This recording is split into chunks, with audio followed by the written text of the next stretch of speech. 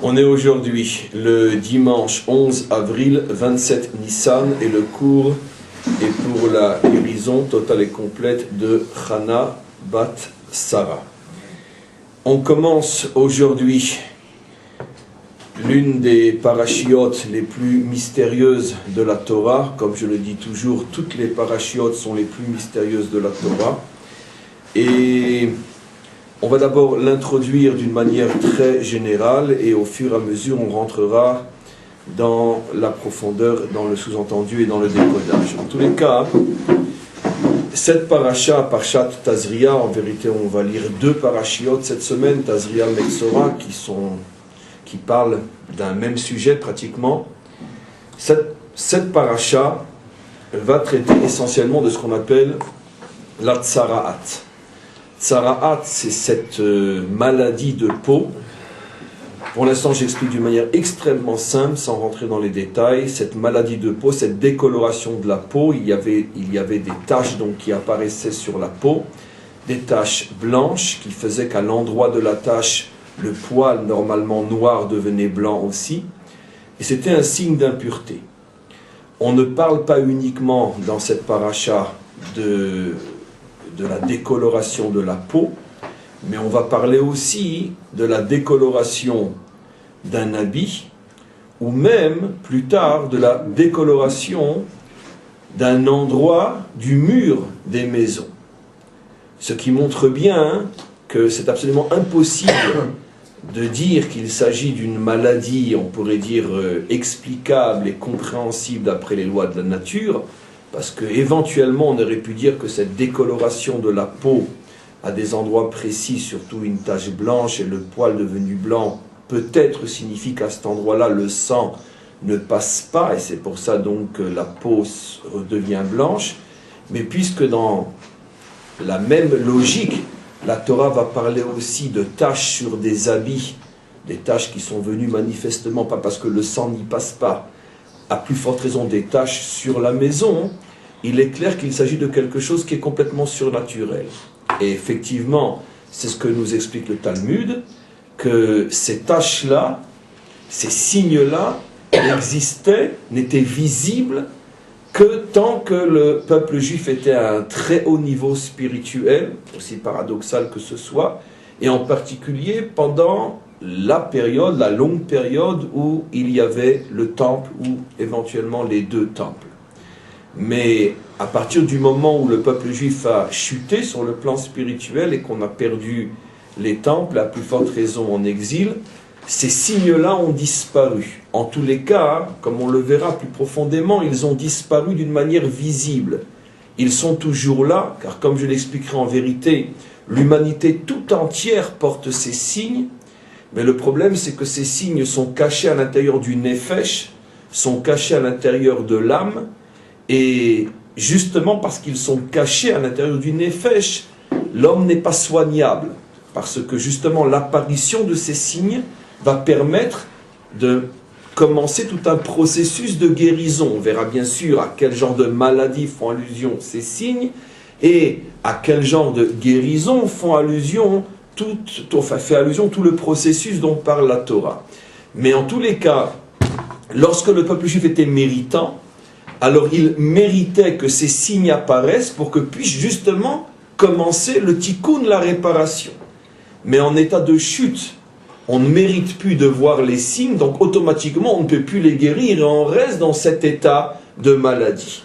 Exactement de la même manière que sur le plan physique, quand une maladie est décelée, lorsqu'elle apparaît, à plus forte raison lorsqu'elle envoie des signes, à ce moment-là tu peux la soigner et donc tu peux sauver, tu peux guérir. Mais si la maladie n'envoie aucun signe extérieur, tu l'as en toi et elle peut donc te tuer sans que tu n'aies pu commencer ou essayer de la soigner. C'est d'ailleurs la raison pour laquelle je saute un petit peu, mais dans notre paracha, tout de suite dans le verset 13, le premier verset où on commence donc à nous parler de ces signes, on commence et on dit « Adam ki iye be'or besaro » lorsque l'homme aura sur lui ces signes sur sa peau. j'ai traduit homme, mais j'ai traduit faussement, car on a déjà expliqué des millions de fois que le mot Adam ne veut pas dire homme, mais le mot Adam désigne, dans la Torah, fait allusion à une dimension de l'homme extrêmement élevée. Ce n'est pas tout homme qui s'appelle Adam dans la Torah. Adam fait allusion essentiellement à la créature créée par Dieu lui-même, puisque c'est son nom, Adam. Et donc, même si ce Adam a fauté, comme on le sait, on l'a suffisamment expliqué, la faute de Adam est très différente de ce qu'on peut nous imaginer à notre niveau, ce qu'on appelle nous les fautes. C'est quelque chose d'extrêmement subtil, d'extrêmement élevé. Mais en tous les cas, Adam est le nom de la créature créée par Dieu lui-même, ce qui prouve que le nom Adam n'est pas donné à n'importe qui, à n'importe quoi. Et donc, lorsque, ici on nous dit Adam, qui est Be'or Besaro, lorsque Adam aura sur sa peau, etc., les tâches dont on va parler, ça fait donc allusion à quelqu'un qui a un très haut niveau, et qui justement, parce qu'il est à un très haut niveau, mérite de voir apparaître ces signes à l'extérieur qui vont lui indiquer qu'attention, il est en danger, et donc grâce à ça, il va pouvoir commencer tout un processus de réparation et de guérison jusqu'à la guérison complète.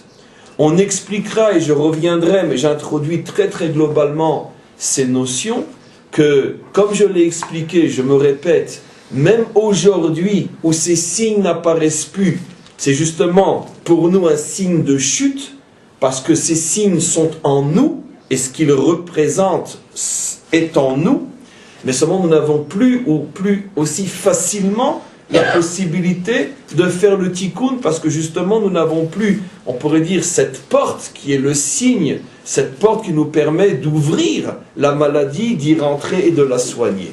De la même manière, ces signes se trouvent, d'après nos maîtres, chez tous les hommes, ça veut dire même les non-juifs. L'humanité tout entière porte en elle ces signes, simplement que le peuple juif, en tant que peuple choisi, en tant que peuple, on pourrait dire laboratoire, en tant que microcosme des peuples, sur le peuple juif, lorsqu'il était méritant, ces signes apparaissaient, mais en vérité ils apparaissaient, ils étaient mis en évidence pour l'humanité tout entière, mais simplement l'expérience de la réparation se faisait sur le peuple juif, et à travers la réparation d'Israël, c'était l'humanité tout entière qui pouvait accéder à cette réparation.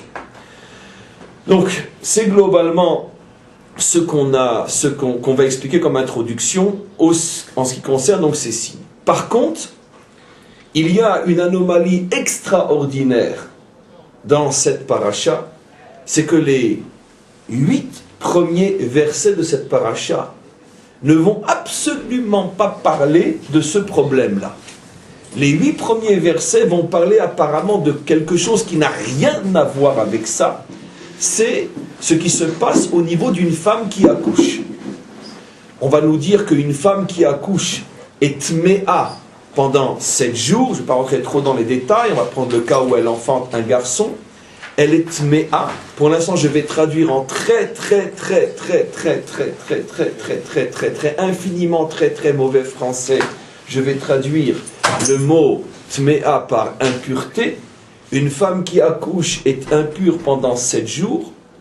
Et on parle qu'elle a accouché un garçon. Le 8e jour, elle circoncise, ou elle fait circoncire, elle, son mari, ce garçon.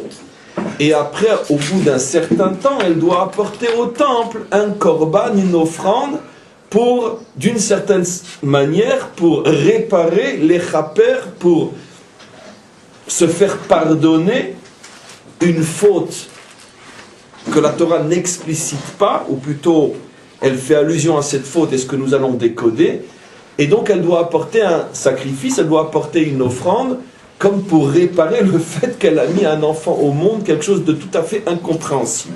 Donc avant de voir le texte lui-même, je tiens encore une fois à resituer le contexte du cours. Toute la semaine, nous allons parler de sujets qui, encore une fois, traitent de ces taches qui apparaissaient sur le corps humain, sur les habits ou sur les maisons, ce que cela signifie, ce que cela représente et comment on répare ce que ces taches représentent. Mais l'anomalie est que l'introduction à ce sujet passe par quelque chose qui apparemment n'a rien à voir avec toutes ces notions-là, c'est la femme qui accouche et qu'est-ce qui lui arrive et qu'est-ce qu'elle doit faire. Alors évidemment, comme c'est absolument impossible que ce passage se soit glissé par erreur dans ce qui est l'essentiel de la paracha, à plus forte raison que ça ne peut pas être une erreur, puisque c'est l'introduction au sujet de ces tâches, il y a forcément un lien entre la femme qui accouche et tout ce qui va suivre. De même, on va devoir comprendre pourquoi la femme qui accouche apparemment a quelque chose à se reprocher. Pourquoi est-elle tméa? Très très mal traduit. Pourquoi est-elle impure? Ce que cela signifie. Et pourquoi doit-elle apporter une offrande à l'époque du temps pour réparer? Et réparer quoi? Elle devrait être récompensée et bénie d'avoir mis un fils au monde. Pourquoi cette approche apparemment négative? Et on va rentrer tout de suite dans le vif du sujet. Donc on est au début. C'est elle-même qui a porté le... Oui, c'est elle-même qui devait apporter l'offrande. Rentrer impure au temple. Elle faisait envoyer, peu importe, mais en tous les cas, il y avait tout un processus technique comment qu'elle pouvait y arriver. Alors, on commence. Vaïdaber Hachem el Moshe les morts. Hachem, Dieu dit à Moshe. Daber el Beni Israël les morts. Enseigne aux enfants d'Israël et dis-leur. Isha kitazriya veyalda zachar. Lorsqu'une femme enfantera un garçon, vetam'a shivat yamim. Elle sera impure pendant 7 jours. Qui met nidat dota titma, la même quantité de jours que quand elle a ses règles. Vous savez que l'impureté minimale, ça fait bien longtemps que c'est beaucoup plus que ça, mais minimale, lorsqu'une femme a ses règles, c'est 7 jours. Aujourd'hui c'est 12, mais en tous les cas, le minimum, c'est 7 jours.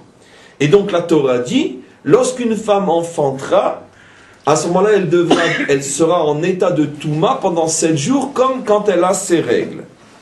Je tiens à préciser ici que ça n'a strictement rien à voir avec le problème que généralement, au moment d'un accouchement, il y a du sang. Puisque le Talmud explique, et c'est encore possible même aujourd'hui, que supposons qu'une femme accoucherait sans la moindre goutte de sang, malgré tout, elle est concernée par cette impureté de 7 jours. Ça n'a donc rien à voir avec un problème d'écoulement, même si, encore une fois, c'est ce qu'on appelle dans le Talmud un accouchement sec. Même si elle ne saigne pas, malgré tout, elle gardera l'impureté pendant 7 jours. Ubayom Hashmini, et le 8e jour, Yimol Besar Orlato, on circoncira, on fera la circoncision de la peau de Orla, donc ce prépuce qui recouvre le brit du garçon. Et après on nous dit, donc là aussi c'est un petit peu bizarre comment les versets sont liés les uns aux autres. On parle d'abord de la femme qui accouche, qui est impure pendant 7 jours, et puis après on nous dit Ubayom Hashmini, et le 8e jour. On parle plus de la femme, maintenant on parle de l'enfant, il se circoncira. D'un verset à un autre, on passe de la femme à l'enfant. Pourquoi? Et après on nous dit finalement qu'elle attend un certain nombre de jours, je ne rentre volontairement pas dans les détails, et on nous dit qu'après un certain nombre de jours, elle devra apporter Veikrivo lifne Havaye, elle devra apporter ses offrandes devant Hachem, Vechiper alea, et on lui pardonnera, Vetahara mimkor dmea, et elle sera complètement purifiée, Zot Torah tayoledet, voici donc la loi qui concerne celle qui accouche. Donc, de quoi on parle ici? Alors, on va rentrer tout de suite dans le vif du sujet en se rappelant les notions essentielles qu'on a expliquées la semaine dernière. Et ça ne peut pas ne pas faire tilt lorsqu'on est encore imprégné des cours de la semaine dernière. Et c'est pour ça qu'on peut dire que cette paracha est véritablement, on peut dire, la suite profonde de tout ce qui a été expliqué la semaine dernière sur les 2 chiffres, le chiffre 7 et le chiffre 8. Vous remarquez effectivement que dès le début de la paracha, on met en évidence 2 chiffres, le chiffre 7 et le chiffre 8. Elle est impure pendant 7 jours, et le 8e jour, on circoncise son fils. Donc avec tout ce qu'on a entendu la semaine dernière, sur Vayi Bayom Hashmini, que le 8e jour, le jour de l'inauguration du tabernacle, la Shrina est descendue sur terre, et que pendant 7 jours, on s'est préparé à ce dévoilement, et on a expliqué la semaine dernière que justement que jusqu'à ce 8e jour, qui était le premier jour du mois de Nissan, le monde était régi par la dimension 7, et que tout le but était, on pourrait dire, d'atteindre la dimension 8, c'est-à-dire de lier le monde qui est régi d'après la dimension 7, de le lier à la dimension 8. On comprend que ici, on est dans l'application parfaite, mais dans un autre domaine, de toutes les notions expliquées la semaine dernière. La semaine dernière, on a expliqué le 7 et le 8 par rapport au monde et par rapport au tabernacle. Et aujourd'hui, on va voir que l'application du 7 et du 8 est dans l'homme lui-même. Et on le voit dans le problème de cette femme qui accouche. Cette femme qui accouche est dans un certain état pendant 7 jours. Et le 8e jour, grâce à la circoncision de son fils, à ce moment-là, elle rentre dans une nouvelle dimension qui va lui permettre d'arriver jusqu'à la kapara, jusqu'à la réparation, qui se concrétise par les offrandes qu'elle va apporter précisément au tabernacle, l'endroit, ou au temple, peu importe, l'endroit où se dévoile la 8e dimension. Donc grâce à la circoncision qui est le 8e jour, donc qui forcément est liée à la 8e dimension, on dit d'une autre manière, la circoncision dévoile dans l'homme la 8e dimension. Donc grâce au fait que cette femme-là a mis au monde un homme, un garçon, qui va pouvoir rentrer dans cette 8e dimension, comme elle est la matrice de cet enfant, donc c'est elle qui a produit finalement cette circoncision, donc automatiquement elle bénéficie de ce qui va se passer sur son fils, c'est pour ça qu'elle peut avoir sa propre réparation. D'où la réponse à la question que j'avais posée. On commence, premier verset, à parler de la femme, deuxième verset, on parle de son fils. C'est pas bien dit. Si on devait parler, on pourrait dire en explication de texte. Mais en vérité, l'intention est évidente. On ne parle que d'elle. On ne parle que d'elle qui a accouché, qui se trouve dans un état appelé l'impureté pendant 7 jours, et grâce à la circoncision le 8e jour de son fils, grâce à ça elle-même, on parle toujours d'elle, peut commencer maintenant un processus de purification qui se concrétise par l'offrande qu'elle apporte au temple. Donc, et c'est la raison pour laquelle ici on parle de la circoncision de son fils liée à son problème à elle. En quoi la circoncision de son fils l'aide elle? Parce que c'est elle qui a produit cet enfant. Donc c'est elle qui d'une certaine manière est la matrice de cette circoncision. Donc c'est elle qui fait naître la dimension 8 sur son fils. C'est pour ça qu'elle s'appelle elle, comme on le voit plus tard, le makor, la matrice de toutes ces réparations. Alors maintenant on va creuser un peu plus. J'ai expliqué que la traduction du mot « touma » par impureté est une traduction scandaleuse. Elle est aussi impure que la traduction elle-même. C'est une traduction qu'on doit bannir complètement de notre bouche. Et malheureusement, j'étais obligé de l'utiliser pour d'abord se référer à ce qui, malheureusement, est compris et entendu dans toutes les oreilles de ce monde. On traduit malheureusement le mot « touma » par le mot « impureté ».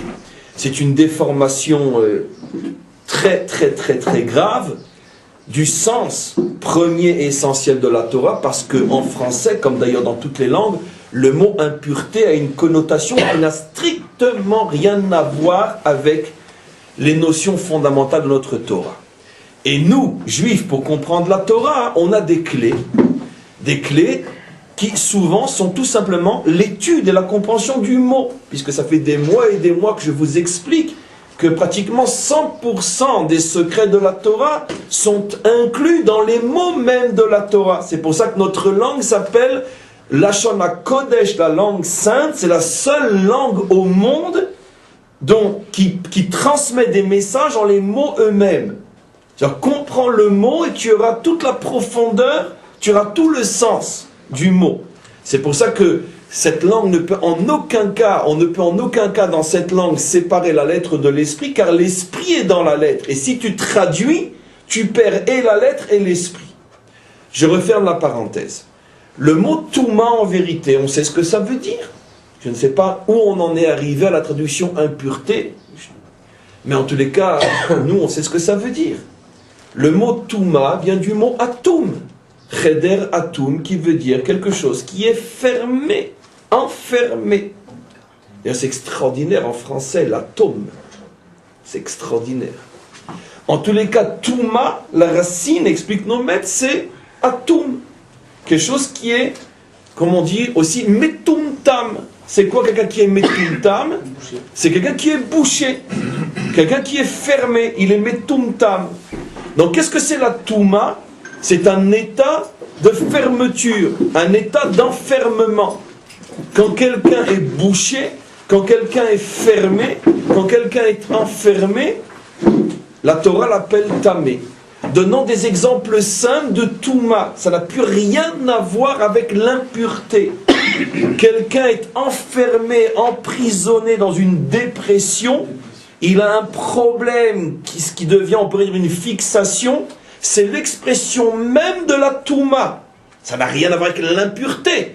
Dans la mesure où il ne peut pas se sortir de son problème. Donc les dépressions, les angoisses, les inquiétudes, les phobies, les fixations, les fantasmes, les illusions, tout ce qui m'enferme dans quelque chose, c'est une forme de Touma. Allons beaucoup plus loin. Un homme qui est prisonnier de la cigarette, un homme qui est prisonnier de l'alcool, un homme qui est prisonnier du jeu, un homme qui est prisonnier de l'argent. Dès que tu es enfermé dans quelque chose, tu t'appelles Tamé, tu es Atum, et tu es Metumtam.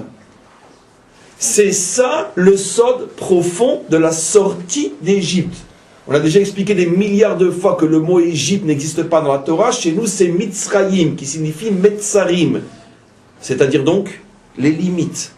La sortie d'Égypte signifie la sortie des limites. Ça veut dire que le peuple juif a fait le choix de n'être enfermé dans rien. Ça veut dire que rien ne peut enfermer le peuple juif dans son essence. Même après des millénaires d'exil où il est enfermé dans les ghettos du monde, il finit par en ressortir et reconstruire sa nation sur sa terre. Rien ne peut tenir définitivement le juif en dehors de son essence fondamentale. Il est inaffermable. Parce que fondamentalement, le fait qu'il est sorti d'Égypte fait qu'il est sorti de toutes les limites. Alors à titre individuel, un juif peut s'assimiler complètement, il peut se perdre et disparaître. Mais dans l'essence d'Israël est sorti définitivement de toutes les limites de ce monde. Rien ne peut enfermer cette essence. C'est pour ça que l'essence d'Israël est comparée à de l'huile, quels que soient les liquides avec lesquels tu mélanges l'huile, même si tu remues, et pendant quelques secondes tu ne vois plus l'huile, ça finit toujours par remonter à la surface. C'est ce que d'ailleurs les très grands antisémites ont compris, dans le mal. Qu'ils comprennent que même si le juif s'appelle, je sais pas moi, il a changé son nom et son prénom et il s'appelle Christian Duval, il restera toujours un juif, donc un sale juif, parce qu'on ne peut pas détruire la nature d'un juif. Elle finit toujours par remonter à la surface. Donc, ça c'est, encore une fois, ce qu'est la Touma. La Touma, c'est exactement le contraire maintenant de ce que je viens de dire, c'est le fait d'être enfermé dans quelque chose. Donc, quel est le rapport ici avec cette femme qui accouche? On a expliqué la semaine dernière que le chiffre qui symbolise la fermeture à l'intérieur de ce monde est le chiffre 7. Alors que le chiffre 8 symbolise l'autre dimension, la capacité de dépasser ce monde et de s'ouvrir à une dimension qui nous transcende, qui nous dépasse, représentée par le chiffre 8. Très simplement, le chiffre 7 est le chiffre de la nature, le chiffre 8 est le chiffre de la surnature. Dit d'une autre manière, le chiffre 7 symbolise le fait que l'homme est enfermé et prisonnier à l'intérieur de ce monde matériel, et le chiffre 8 représente le fait que l'homme s'ouvre à une dimension que ses yeux ne voient pas forcément, que ses oreilles n'entendent pas forcément, que ses mains ne touchent pas, mais il devient sensible à quelque chose qui transcende ce monde. Le 8 transcende le 7. Alors maintenant, qu'est-ce qui se passe? Et après on va expliquer les causes. Toute femme qui accouche, qu'elle soit juive ou non juive, toute matrice féminine qui accouche, dans un premier temps, met au monde un enfant qui est prisonnier à l'intérieur de la dimension 7. Pourquoi? On verra dans quelques instants pourquoi. Parce que, d'abord dit d'une manière extrêmement simple, dans la mesure où nous vivons dans un monde matériel, dans la mesure où nos sens sont prisonniers de ce monde matériel et que nous ne croyons que ce que nous voyons, entendons et ressentons et touchons, automatiquement, toute personne qui naît dans ce monde est enfermée à l'intérieur de cette bulle et pense qu'il n'y a rien d'autre au-delà de cette bulle. C'est pour ça que toute femme qui met au monde est mea shiva yamim, elle est enfermée pendant 7 jours. Pourquoi elle est enfermée? Parce que dans la mesure où elle est la matrice d'une vie enfermée, automatiquement la matrice est comme ce qu'elle met au monde. Et donc automatiquement, et dans cet état de Touma, j'explique. On sait tous qu'avant de naître, l'être existait déjà sous une autre forme que celle physique qu'il prend à la naissance, mais il existait sous la forme d'une âme, une neshama, qui avait sa propre enveloppe, mais qui vivait dans des dimensions qui sont au moins celles du 8 et plus encore. Dit d'une autre manière, l'âme, avant de descendre dans ce monde, évidemment qu'elle est complètement libérée de toutes les limites qui, dans ce monde, nous empêchent de prendre conscience que Dieu existe et qu'il existe autre chose que ce monde matériel. L'âme a une perception presque parfaite de cette 8e dimension et en vérité plus encore. À partir du moment où une femme met au monde un être humain, qu'est-ce qu'elle fait? Qu'est-ce qu'elle fait cette femme-là? Ben finalement, elle fait descendre cette âme, elle l'enferme dans un corps et elle bouche complètement toutes les perceptions de cette âme, au point que quand l'enfant naît, il ne croit plus que ce qu'il voit. C'est-à-dire il a complètement perdu la 8e dimension. Donc qui est responsable, pas dans le sens accusateur, ne jouez pas sur mes mots, mais qui est, parce que c'est la volonté d'Hachem, peu importe, mais qui est finalement la matrice de cet enfermement de l'âme? C'est celle qui accouche l'enfant. Donc automatiquement, qui est le principal acteur de la naissance du chiffre 7? C'est la femme. Puisque c'est elle qui construit, j'ai dit principal, chaque mot est précis, c'est l'homme. C'est la femme, puisque c'est elle qui crée le corps. L'homme ne crée pas le corps se crée à l'intérieur du corps de la femme. Elle crée le corps et elle fait naître le corps. Et au fur et à mesure que ce corps se crée, l'âme s'enferme. Au bout de 9 mois, le corps est fini, l'âme est complètement enfermée, c'est ce que Dieu veut, peu importe, mais l'âme est complètement enfermée, et donc peut commencer maintenant l'histoire de l'homme sur terre, c'est-à-dire une âme qui a été déconnectée de la 8e dimension et qui ne connaît plus que la 7e dimension. Ce qui veut dire que toute femme, quelle que soit sa couleur, sa race, sa religion, est concernée par ce que la Torah dit ici, toute femme qui met au monde un enfant, l'a déconnectée de sa 8e dimension pour ne l'enfermer que dans la 7e dimension. Et c'est ce que dit la Torah. Je relis maintenant le verset, vous allez voir comment ça sort. Isha kitazriya veyalda zachar, lorsqu'une femme mettra au monde un garçon, vetam ashivat yamim, elle aura elle-même la touma des 7 jours, puisque fondamentalement la naissance, c'est enfermer une âme dans la 7e dimension. Et comme elle est la matrice de ce problème, automatiquement ça rejaillit sur elle. Mais attention, là va être toute la différence entre le peuple juif et les nations. Toute femme met au monde un garçon, l'enferme et s'enferme à l'intérieur de la 7e dimension. Mais le peuple juif a reçu la clé de la réparation. Ça veut dire qu'en vérité, le peuple juif va opérer quelque chose de tout à fait extraordinaire. Il va recréer sur terre, et c'est ça tout son mérite et toute sa mission, et finalement toute sa raison d'être. Le peuple juif va recréer sur terre, en bas, le monde d'en haut. Avec une différence énorme. C'est qu'en haut, l'âme est dans la dimension 8. Mais c'est facile pour elle, puisqu'elle n'a aucun enfermement, elle n'a aucune touma, elle n'a aucune enveloppe qui l'enferme et la prive de cette dimension qui est le chiffre 8.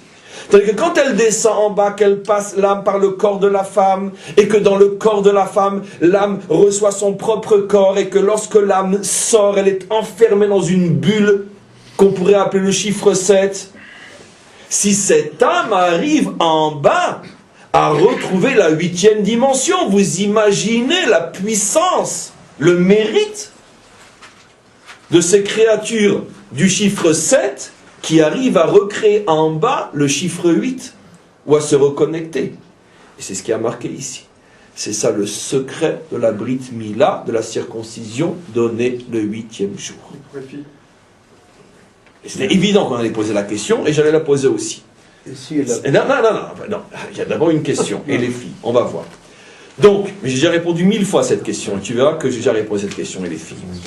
Donc, en tous les cas, qu'est-ce qui se passe maintenant? On comprend maintenant pourquoi la première mitzvah qui a été donnée à Israël, à Abraham, c'est la circoncision. Parce que la circoncision est le modèle fondamental de ce que nous devons faire sur terre. Sur terre, nous qui sommes enfermés dans le chiffre 7, devons retrouver le chiffre 8. Les nations ne peuvent en aucun cas retrouver le chiffre 8, puisqu'elles n'ont pas la circoncision.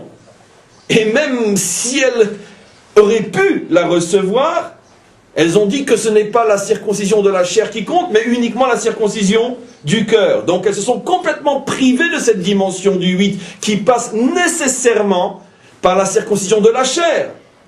Pourquoi c'est absolument impossible de retrouver la dimension du 8 que par la circoncision du cœur?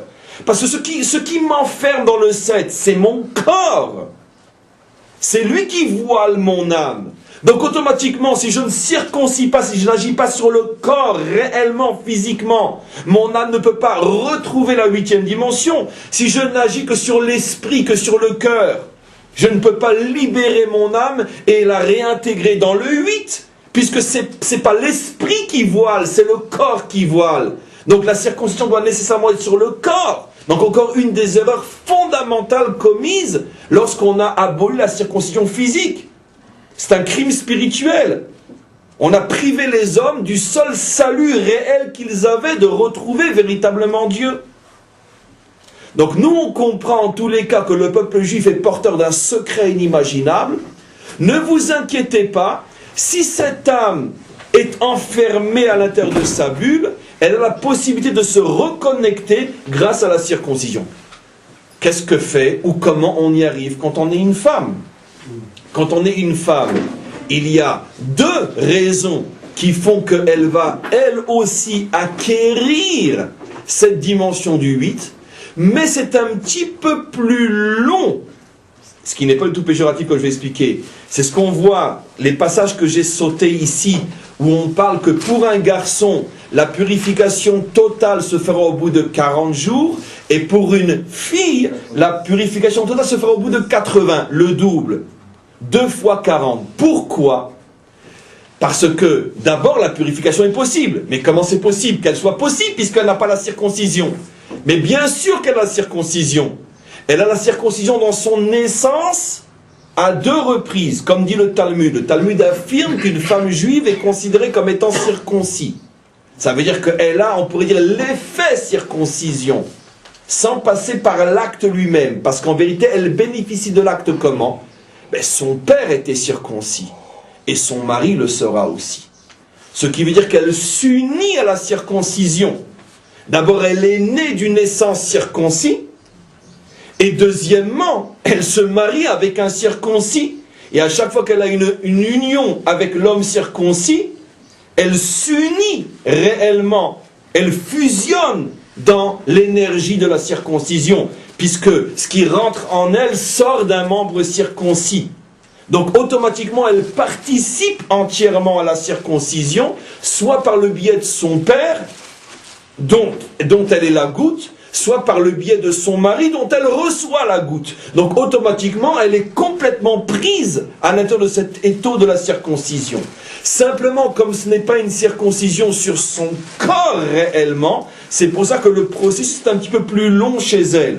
De là, on peut aussi revenir à ce que j'ai dit. Si déjà une femme juive qui vient d'une goutte circoncis et qui reçoit dans son corps des gouttes circoncis, malgré tout sa purification prend plus de temps que le garçon qui lui est directement dans sa chair circoncis, imaginez-vous maintenant ce que signifie la seule et unique circoncision du cœur, où il n'y a plus du tout de véritable circoncision. C'est une véritable catastrophe. Ça veut dire que si tu prives l'homme d'un lien avec une circoncision réelle, authentique, que ce soit au moins comme la fille par son père et son mari, à ce moment-là, l'homme est complètement déconnecté de la circoncision et il vit dans une illusion de circoncision du cœur qui en vérité le prive réellement de la 8e dimension. C'est pour ça que j'ai dit, j'affirme, et on le verra très prochainement, qu'avec la délivrance va se dévoiler quelque chose d'extraordinaire, c'est que tous les hommes vont se circoncire. Tous les hommes vont se circoncire au moment de la délivrance. Mais la femme, tu peux dire qu'elle porte aussi ce potentiel de purification avec le temps, sans acte, parce qu'elle-même, elle va donner naissance. Oui, mais vous avez raison. Mais et si elle met au monde que des filles, c'est pour ça qu'on est obligé de passer aussi par la circoncision de son père ou de son mari. Parce qu'imaginez, vous avez 100% raison que le troisième facteur de réparation chez la femme, c'est si elle met au monde un garçon qui est circoncis. Et c'est ce que j'ai dit tout à l'heure. Dans ce cas-là, elle a son père, son mari et son fils. Donc elle a 3 liens avec la circoncision. Mais si une femme ne met au monde que des garçons, des filles, alors quel est son tikkun à elle? Où est sa réparation? Donc on est obligé de dire, c'est parce qu'elle s'unit à un circoncis et elle vient d'une goutte circoncis. Donc elle a ce lien avec la circoncision de cette manière. C'est pour ça que le Talmud affirme que les femmes d'Israël s'appellent des circoncis. Par ce biais du lien avec la circoncision. Vous comprenez? Voilà. Maintenant, ce qui serait beaucoup plus complexe, mais j'ouvre et je fais une parenthèse, que vous y avez pensé, donc on ne peut pas ne pas le dire. Qu'est-ce qui se passerait une juive de père non juif qui elle-même se marierait avec un non juif? Alors là, le problème est effectivement très grave. C'est clair qu'il s'agit d'une âme qui va chuter complètement, qui va descendre complètement, qui va complètement s'écrouler. Il y a malheureusement de grandes malchances pour que cette âme se perde. Si sa mère est juive, elle est juive, mais son père est incirconcis. Donc, elle n'a pas bénéficié, elle n'est pas la goutte d'un circoncis. Après, malheureusement, elle se marie elle-même avec un incirconcis. Ses enfants, parce qu'elle est juive, seront juifs. Mais juifs comment? Juifs agonisants. Et il y a malheureusement de très grandes malchances pour que ces enfants, finalement, se perdent complètement. Ça peut être un processus, on pourrait dire, d'agonisation de l'âme juive. S'il n'y a plus de lien avec la circoncision, l'âme juive risque de se vider complètement de ce qui la rattache à la dimension 8 et se perdre.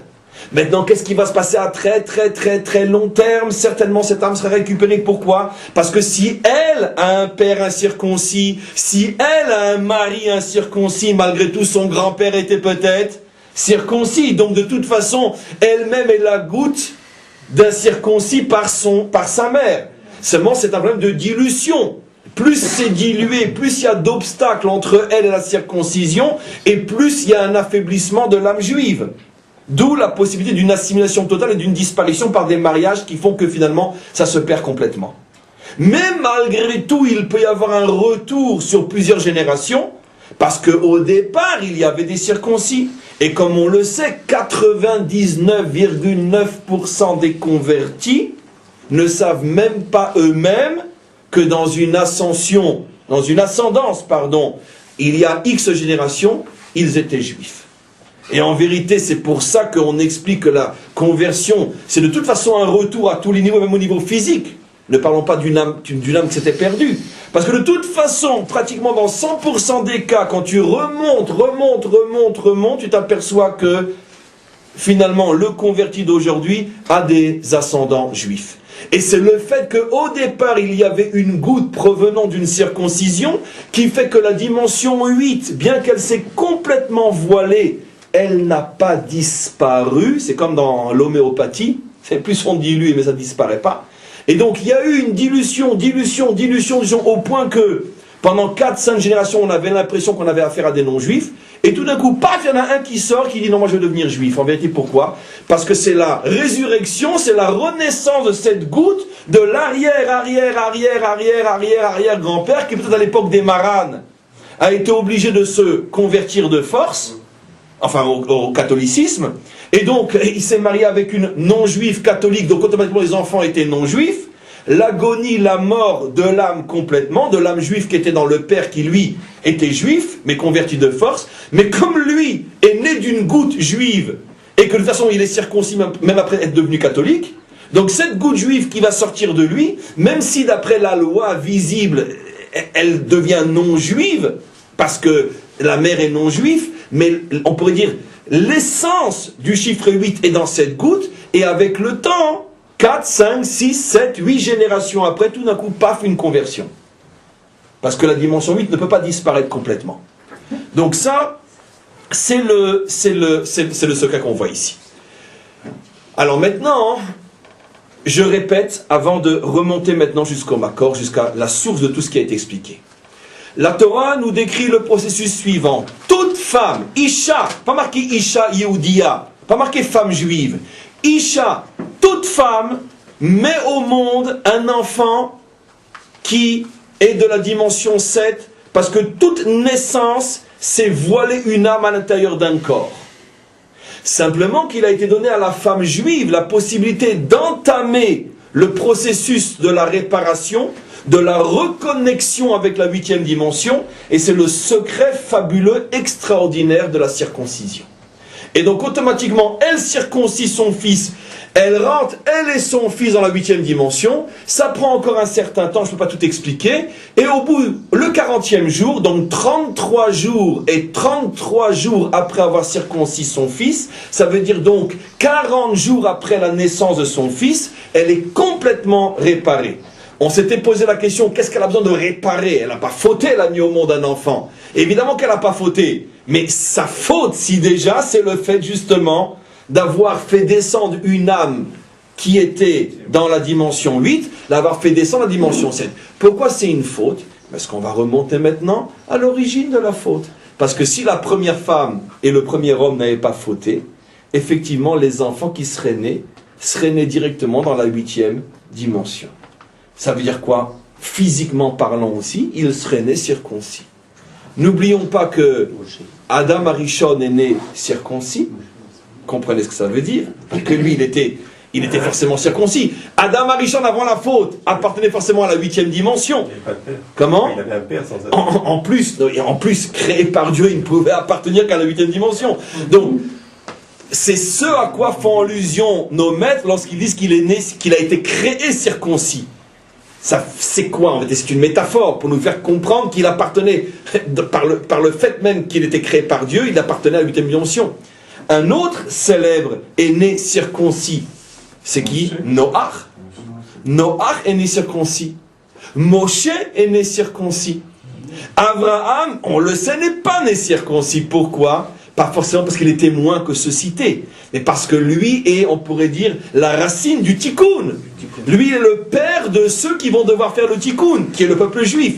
Le peuple juif ne naît pas circoncis. Par contre, il naît avec un avantage sur les autres nations, c'est que s'il le veut, il peut se connecter à la 8e dimension. Ce pouvoir se connecter est né avec Avraham Avinu, qui est le premier non circoncis qui se circoncit. Alors maintenant, on va remonter à Adam et Chava, et on va s'apercevoir effectivement que tout le problème a commencé chez eux. Et donc finalement, le korban, l'offrande qu'apporte cette femme qui a accouché, c'est pas un korban pour elle, elle a rien, elle, à se faire pardonner, elle n'a pas fauté d'avoir mis un enfant au monde. Mais c'est un korban qui participe à la réparation de la première faute de l'humanité, qui est la faute de Chava, et c'est ce qu'on va voir tout de suite. On reprend le tout début de la Torah, on va revoir des notions qu'on avait déjà expliquées, et regardez, tout de suite après la faute, on est dans Bereshit, on est dans le troisième chapitre et le 16e verset. On est après la faute, et regardez maintenant, Hachem s'adresse à la femme et, entre parenthèses, la punit. Il lui dit, El Aisha Amar, à la femme il dit, Arba Arbe Etzboner, Veheroner, Be'etzef Tildi Banim. On voit que toute la punition, entre parenthèses, de la femme touche le problème de la naissance. On lui dit quoi? Arba Arbe, multiplier, je multiplierai, Etzboner, ta douleur, Veheroner, pendant ta grossesse, Be'etzef Tildi Banim, et dans la douleur, tu enfanteras des enfants. Donc on voit que finalement la faute a eu pour effet de toucher le problème de la conception. Elle aurait pu être punie autrement, qu'elle aurait un grand nez ou des petites oreilles, peu importe. Non. Sa punition, c'est précisément dans ce qui est l'essence même de la femme, mettre au monde des enfants. C'est dans ce domaine qu'elle est punie. Donc on a déjà une indication comme quoi effectivement tout ce qui se passe avec notre femme à nous, qu'elle fait naître dans la 7e dimension et que maintenant elle doit apporter un sacrifice pour se faire pardonner, c'est lié à la faute de Chava, puisqu'effectivement on voit que Chava a été punie dans le problème de l'enfantement. Mais regardez le génie de notre langue. Comptons ensemble le nombre de mots qui parlent de la punition de la femme. Arba, arbe, etzboner, veheroner, be'etzev, teldi, banim. 7 mots. 7 mots quand on parle de la punition de la femme. Ça veut dire quoi? Que la Torah fait allusion au fait que sa véritable punition, c'est le fait que maintenant la femme a chuté et quand elle met au monde des enfants dans la dimension 7. Arba, arbe, etzboner, veheroner, be'etzev, teldi, bani. 7 mots. Pour nous faire comprendre qu'à cause de la faute, les enfants qui vont sortir de la femme sont emprisonnés maintenant à l'intérieur de la 7e dimension. Et est-ce que c'était différent avant la faute? Évidemment, c'était différent avant la faute. On a un verset qui le montre, qu'avant la faute, s'ils avaient enfanté, ils auraient enfanté dans la dimension 8, d'où on le sait. C'est un petit peu plus long. Et j'introduis. Il y a 2 versets dans le récit de la création qui se ressemblent comme 2 jumeaux parce qu'ils se terminent de la même manière, le sens du verset fait allusion à la même chose et ils ont le même nombre de mots. Ces 2 versets sont le dernier verset du premier jour et le verset qui parle de l'union entre l'homme et la femme. Reprenons le premier verset, le dernier verset du premier jour, verset 5, tout au début de notre Torah. Vayikra Elohim leor yom. Elohim a appelé la lumière jour, velachosher kara laila. L'obscurité il l'a appelée nuit. Vayire vayivoker yom echad. Il fut soir, il fut matin, premier jour. Donc, ce verset se termine par l'expression, par le mot echad. On sait très bien que le mot echad fait allusion à des notions extrêmement élevées. Shema Israël, Hashem Elokeinu, Hashem echad, bayom haou yeh Hashem echad. Quand un juif entend le mot echad, à quoi il pense? À la manifestation la plus élevée qui puisse exister, le dévoilement de l'un, le dévoilement de l'unité parfaite. Écoute Israël, Dieu est Hashem est notre Dieu, Hashem est un. Donc le premier jour se termine sous le signe de l'unité. Comme dit Rashi, l'unité régnait dans la création à la fin du premier jour. Ce n'est qu'à partir du 2e jour que cette unité a été voilée. Maintenant, dans le récit de la création, il n'y a qu'un seul autre verset qui se termine par le mot Echad, c'est l'union entre l'homme et la femme. On prend le verset, on est dans le chapitre 2, et on est dans le verset 24, tout au début de Parshat Bereshit, et on nous dit Al ken ya'azov ish et aviv et imo. Ainsi l'homme devra quitter son père et sa mère, vedavak beishto, il devra se coller à sa femme, vehayu les basar et had, et ils ne formeront qu'une seule chair. Même verset, analogie, l'un se termine par echad, l'autre se termine par echad. Vous me direz, bon, allez, echad, et peut-être qu'on va en trouver un troisième. Non. Pour bien nous faire comprendre que ces deux versets sont à comparer, le maître du monde s'est aussi arrangé pour qu'ils aient les deux le même nombre de mots. 13 dans le premier, 13 dans le deuxième. Comptons ensemble. Vayikra Elohim leor yom velachosher kara laila vayi erev vayi boker yom echad. Je reprends. J'ai été trop vite. Vayikra Elohim leor yom. Vayikra 1. Elohim 2. Leor 3. Yom 4. Velachosher 5. Kara 6. Laila 7. Vayi erev 8. 9. Vayi boker. Comptez pour moi, j'y arrive. 11. Yom echad 13. Comptons maintenant le verset qui parle de l'union entre l'homme et la femme. Allez, comptez avec moi parce que ça ne fonctionne pas. Alken Yaazov 3. Ish et Aviv 3, ça fait 6. Vet Imo 8. Vedavak 9. Beishto 10. Vayi le basar echad 13. 13 mots, 13 mots. Ce qui est extraordinaire, c'est que 13 a aussi la valeur numérique de quel mot? De echad. Regardez le génie de ces deux versets. Les deux ont 13 mots. Les deux terminent par le mot echad. Et le mot echad a pour valeur numérique 13.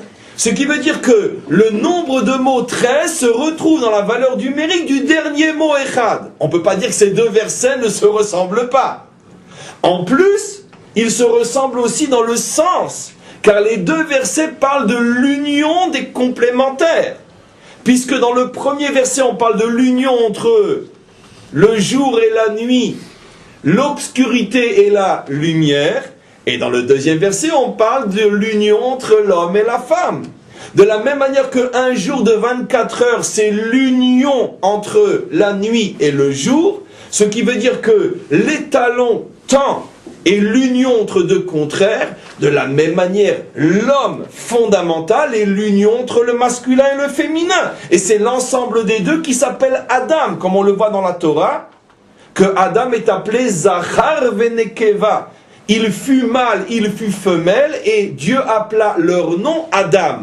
Donc Adam est l'ensemble mâle-femelle. Donc on voit qu'il y a une analogie entre ces versets, et au niveau du nombre de mots, et au niveau de la manière dont ils sont écrits, c'est-à-dire comment ils se terminent, et une analogie au niveau de l'esprit. Dans les deux, on parle de l'union entre deux contraires.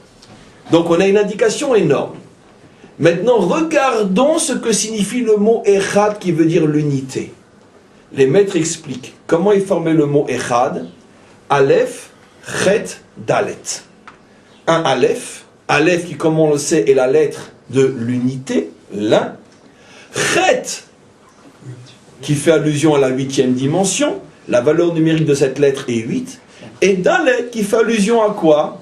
Comme on expliquait la semaine dernière, aux 4 règnes qui se trouvent dans ce monde. Le solide, le liquide, le gaz et l'énergie. Le minéral, le végétal, l'animal et l'humain. Ça veut dire qu'on a expliqué la semaine dernière qu'il y a 2 chiffres qui représentent la nature, soit le chiffre 4 quand on parle des 4 règnes, soit le chiffre 7 quand on parle du temps, les 7 jours. Ça veut dire que l'espace de la nature est représenté par le chiffre 4, et le temps de la nature est représenté par le chiffre 7. Quand on parle du temps naturel, c'est 7, quand on parle de l'espace nature, c'est 4. Et donc, que signifie le mot Echad, comme explique le Zohar? C'est Aleph, l'union parfaite entre le Chet, entre la 8e dimension, et Dalet, les 4 dimensions de ce monde matériel. Dalet, c'est 4. C'est 4. Donc le total fait 13 aussi. Mais c'est bien sûr, le total fait 13. Et le nombre de mots qu'il y a dans ce verset-là. Et donc, que signifie le mot Echad? Le mot Echad signifie l'unité parfaite entre la dimension 8 et la dimension 7. Qui ici est représenté par le chiffre 4, qui est l'un des 2 chiffres qui représentent la nature, soit le 4, soit le 7. Pourquoi ici c'est le Dalet plus que le Zayn, le 4 plus que le 7, il y a un sens à ça. Mais je ne peux pas tout expliquer. Maintenant, d'où on sait que ce verset-là parle d'avoir des enfants? Mais bien sûr, parce que Rashi explique sur la fin de ce verset, Vehayu, les Bassar Echad, ils ne feront qu'une seule chair. Rachid dit, où le père et la mère ne forment qu'une seule chair, dans l'enfant qu'ils mettent au monde. Et donc Rachid explique que ce verset fait allusion à l'enfant qui naît.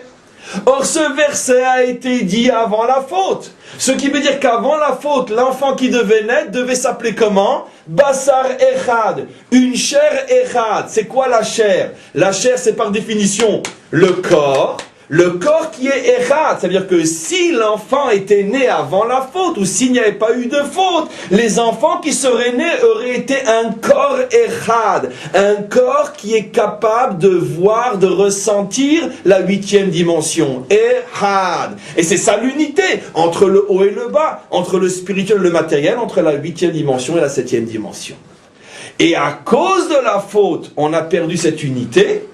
Et c'est pour ça que quand la femme est punie, toute la punition touche le problème de mettre au monde un enfant.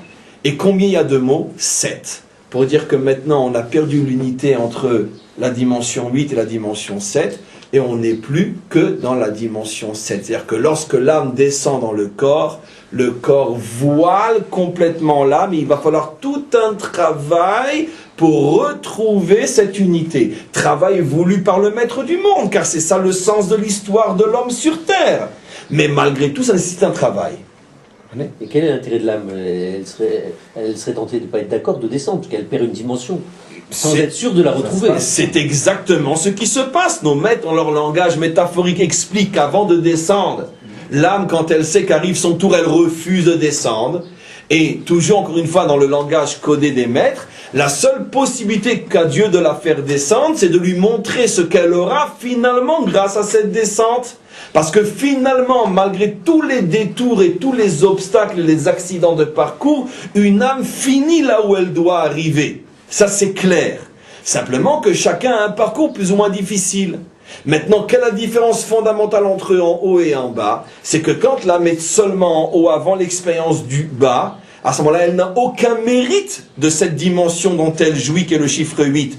Donc, elle est dans une situation qu'appelle le Zohar, Nahamad Soufa, un pain de honte. Comme quelqu'un que tu mets à la table d'un roi et que tu nourris, mais sans qu'il ait fait quoi que ce soit qui justifie ce que tu lui donnes, il a un certain sentiment de honte. Il se dit, mais je suis pas à ma place, mais pourquoi je suis là, moi? Mais qu'est-ce que j'ai fait pour mériter cette place-là? Donc l'âme ne peut pas véritablement profiter de son statut en haut avant la descente en bas, parce qu'elle ressent une gêne profonde de recevoir tellement alors qu'elle n'a aucun mérite. Qu'est-ce que fait Hachem? Il fait descendre l'âme, et à ce moment-là, il lui donne tous les mérites qui font que elle peut après recevoir sans la honte, et en vérité, comme l'expliquent les maîtres, elle reçoit beaucoup, beaucoup, beaucoup plus par le fait donc qu'elle est descendue. Alors on va maintenant passer aux questions sur le site pour ceux qui veulent poser des questions, si on y arrive aujourd'hui, parce que on a ces derniers temps énormément de mal à passer sur le chat. En tous les cas, oui, apparemment on y arrive, donc on va y aller. Si vous avez, vous, en attendant une question ou deux, c'est le moment. Oui. Comment vous expliquez un musulman qui est de père circoncis, arrière-grand-père circoncis? Non. La circoncision, d'abord, la circoncision, c'est seulement, si on a déjà expliqué, c'est Mila et Priya. La circoncision, c'est deux choses. Eux ne font qu'une seule chose. Deuxièmement, la circoncision ne s'appelle véritablement circoncision que si elle est dans le contexte de la mitzvah du 8e jour, etc., etc. Et donc, Non, 8 jours. voilà. Donc, profitez des questions, parce que je vois qu'elles ne sont pas encore arrivées ici. Une question rapide. Voilà. C'est quoi le but du créateur quand il fait descendre une Neshama, parce que c'est déjà arrivé, en fin de compte, c'est Neshama, on l'a fait descendre avec la 8e dimension dans un corps imparfait. On a déjà vu ça dans l'histoire des Pourquoi il Neshama. est imparfait? Parce qu'en général, ces enfants-là, ils sont imparfaits, mais ils ont tous les secrets de la Torah. Vous avez déjà entendu parler de ces enfants-là? Les rabbinim, ils viennent de... Et pourquoi il y en a qui naissent infirmes, etc. Je parle pas d'infirme, Quel est le but du créateur? Parce qu'il n'y a pas de tikkun apparemment. Parce que vous avez... Le simple fait que l'âme soit sur terre, même pour une seconde, il y a déjà un tikkun. Parce que ta question provient simplement du fait que nous raisonnons en fonction du visible. Mais sache que pour l'âme, l'expérience d'être en bas dépasse complètement ce que nous voyons et comprenons. C'est une expérience en soi qui n'a strictement rien à voir avec les limites de notre perception. L'expérience de l'âme, toute cette descente et le fait de se retrouver pendant 9 mois d'abord, puis après la naissance, ce sont des expériences qui font profiter à l'âme d'une manière qui dépasse notre compréhension, et ceci indépendamment de tout ce qui va se passer après que nous pouvons comprendre et analyser. Tu comprends bien ce que j'explique ? Ça veut dire que, n'oublie pas qu'il y a l'existence vue côté homme et vue côté intelligence, et il y a l'existence vue côté âme, ce qu'elle vit par cette... Donner un autre exemple simple. D'après la halakha, le simple fait de descendre, de poser son pied en Eretz Israël, de marcher 2 mètres en Eretz Israël est une mitzvah qui fait partie des plus hautes mitzvot qu'un homme peut faire dans sa vie. Et que si l'âme n'est descendue sur terre que pour marcher 2 mètres en Eretz Israël, ça suffit. Est-ce que nous, on a une perception de ce qui se passe au niveau de l'âme de marcher 2 mètres sur terre, 2 mètres en Eretz Israël? C'est le cas typique d'une mitzvah qui dépasse complètement l'entendement. Mais l'âme, elle, c'est-à-dire qui vit cette expérience vue côté âme, ressent à ce moment-là quelque chose de gigantesque qui peut se réaliser dans un temps aussi court que marcher 2 mètres en Eretz Israël. Alors, les questions sont arrivées maintenant. Laissez-moi juste voir pour respecter ce que nous faisons, et vous pourrez après reposer des questions. Est-ce que les enfants, s'ils étaient nés avant la faute, auraient eu besoin d'être circoncis? J'ai répondu à cette question. En principe, selon le langage des maîtres, s'il n'y avait pas eu la faute, tous les enfants seraient nés circoncis. C'est pour ça que Adam a été créé circoncis, c'est pour ça que Noach est né circoncis, c'est pour ça que Moshe est né circoncis, et quantité d'autres. Si je ne me trompe pas, je crois que David Amelech est né circoncis aussi. Ça veut dire que le maître du monde nous montre qu'il y a des neshamot qui d'une certaine manière viennent dans ce monde, pas pour leur propre tikkun, mais pour le tikkun des autres, parce qu'elles sont déjà parfaites et ça se manifeste dans le fait qu'elles sont nées circoncis. Et donc on peut peut-être imaginer, mais ça je n'en sais rien, mais je le dis comme une pure invention, que peut-être qu'après la délivrance, ou après certains shlavim avancés de la délivrance, peut-être que tous les enfants qui naîtront seront circoncis. En tout cas, la faute. Comment? Parce que la faute aura été réparée, donc automatiquement on ne naîtra plus avec ce prépuce-là. On retrouvera l'état de la création de l'homme. L'homme a été créé, enfin Adam a été créé déjà. Alors il y a pas mal de questions. Il y aura un tikkun complet pour tout. Alors donc, y aura-t-il un tikkun complet pour tous les juifs, même pour, peu importe celui qui est cité? Il y a un pasuk qui dit Velo yidar mimcha shum nedar. De toute façon, la question, à mon avis, n'est pas posée justement. Y aura-t-il un tikkun pour tous les juifs et les non-juifs? Il y aura un tikkun pour tous les hommes sur terre. Les juifs selon leur dimension de juifs, et les hommes en général selon leur dimension d'hommes. C'est ce qu'on appelle nous les Bnei Noach. Toute créature divine aura un tikkun au moment de la délivrance. C'est-à-dire que la délivrance s'adresse à tous les peuples. Donc, automatiquement, ça inclut tous ceux qui ont eu énormément d'accidents de parcours pendant l'une ou l'autre descente de l'âme. Au fur et à mesure que l'histoire d'une âme avance, elle avance aussi cette âme-là vers sa réparation. Maintenant, on est à la veille de Yom HaShoah, donc on ne va pas anticiper sur éventuellement le cours de demain. Mais est-ce que des personnages comme Hitler ou d'autres auront un tikkun? C'est pour ça que je dis très brièvement, en évoquant encore plus de questions que la réponse que je vais donner, je dis tous les hommes auront un tikkun, mais il y a des créatures qui ont une forme humaine, mais qui ne sont pas des hommes selon la compréhension profonde et réelle de la Torah, qui appartiennent à des mécanismes, on pourrait dire, spirituels, qui n'ont rien à voir avec ce qu'on appelle un homme. Les hommes, c'est 70 peuples et Israël, ce qui signifie donc des centaines de millions d'êtres humains, voire même des milliards qui sont des hommes.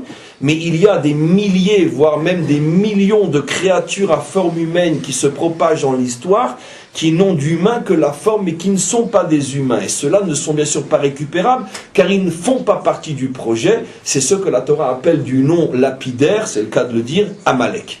Amalek est une structure improvisée dans l'histoire, qui a une forme humaine, mais qui n'est pas humaine. Et ceux-là, bien sûr, ne participent pas au tikkun. Mais tous les autres, oui, pas seulement les juifs. Il existe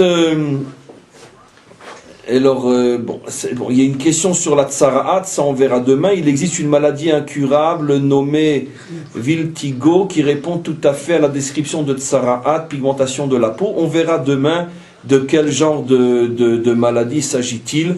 Mais en tous les cas, j'ai déjà plus ou moins répondu à cette question en disant que la tsara dont parle la Torah a peut-être certaines formes qui ressemblent à des maladies que l'on a connues ou qu'on connaît, mais fondamentalement, la tsarat n'est pas une maladie, on pourrait dire, médicale. La preuve en est que cette tsaraat frappe aussi les habits et les maisons.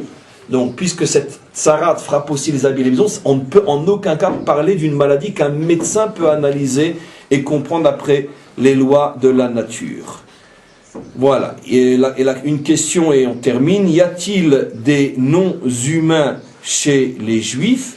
Absolument. Ce problème du non-humain, c'est-à-dire qu'une apparence humaine, mais fondamentalement, ce qui se trouve dans cette enveloppe n'appartient pas aux structures de l'homme, juif, non-juif compris. Bien sûr que ce phénomène existe chez les Juifs aussi. Il est appelé chez nous, il a un nom. Il est appelé Erev Rav. D'après le Zohar, Erev Rav et Amalek, c'est exactement la même chose. Sauf que, quand il s'agit des nations, on appelle ce phénomène du faux homme, on l'appelle Amalek. Et lorsque ce phénomène se manifeste à l'intérieur du peuple juif, on l'appelle Erev Rav, pour faire la différence sur l'endroit de la manifestation. Quand on parle de Erev Rav, c'est toujours ce phénomène amalécite à l'intérieur du peuple juif. Et quand on parle d'Amalek tout court, ça fait allusion à ce même phénomène identique, mais chez les nations. Ce qui veut dire qu'un Erev Rav et un Amalek, c'est exactement la même chose. Ne les citez pas car je ne les citerai pas moi non plus, et c'est pas joli, c'est pas poli, mais en tous les cas des Erev Rav juifs, on en connaît, certains ont même des noms très célèbres, voir ce qui s'est passé ces derniers mois, etc. Et donc c'est une manifestation apparemment d'un juif, mais qui n'a aucune structure juive à l'intérieur de lui, et donc il n'appartient absolument pas à notre peuple. L'une des manières de le reconnaître, telle que la halakha le définit, c'est s'il va vouer sa vie à faire du mal à son peuple. C'est le signe absolu d'un Erev Rav. Je précise, si quelqu'un rentre même dans une synagogue avec un jambon beurre le jour de Kippour, et qu'il dit « je me fous de cette religion », ce n'est absolument pas une preuve qu'il est un Erev Rav. Et on doit l'aimer, entre parenthèses, comme n'importe quel juif. C'est-à-dire l'aider à s'en sortir. Parce que c'est pas parce qu'il mange du jambon beurre à Kippour qu'il fait du mal à son peuple. Mais si quelqu'un respecte, supposons même, toutes les lois de la Torah, je ne sais pas trop comment, peu importe, mais qu'il voue sa vie à faire du mal à son peuple, c'est le signe absolu d'un Erev Rav. Quelqu'un qui est déguisé en juif, mais qui ne l'est absolument pas. On va faire encore une question. Et on va s'arrêter. Et donc, pourquoi on a déjà répondu pourquoi 40 jours pour un garçon et 80 jours pour une fille. On a expliqué, c'est à cause du problème de la circoncision. Alors, vous allez vous terminer par les questions.